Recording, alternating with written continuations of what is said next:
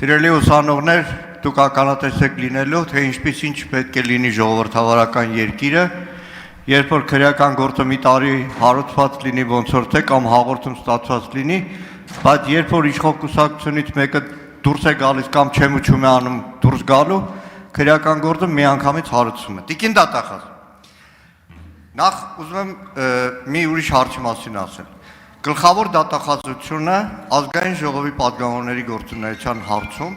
բավականին թերանում է։ Արդեն երկրորդ դեպքն է։ Մեկ ամիս առաջ գրավոր գրություն եմ ուղարկել գլխավոր դատախազությունը եւ ազգային անվտանգության ծառայություն։ Գլխավոր դատախազությունից որևէ արձագանք չեմ ստացել, որևէ պատասխան, որը խախտում է Հայաստանի Հանրապետության մի շարք օրենքների։ Հարցումս վերաբերում է նրան, որ Նիկոլ Փաշինյանը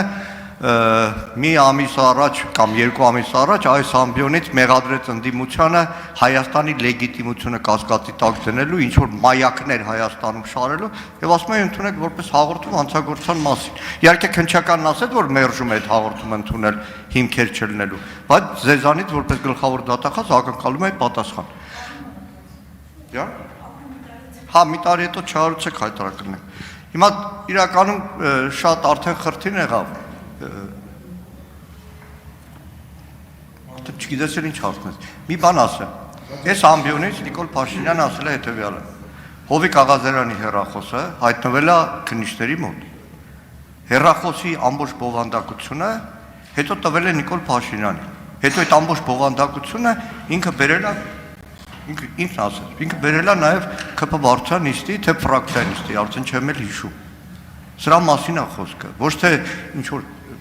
մեկ այլ քրեական գործի շրջանակներում եւ այլն, ընդամենը սա հետո կարձագանք։ Շնորհակալություն։ Պարոն Մանուկյան, ձեր հարցը կապ չունի ոչ ներկայացված միջնորդագրի, ոչ միջնորդագրում ներկայացված ապացույցների հետ։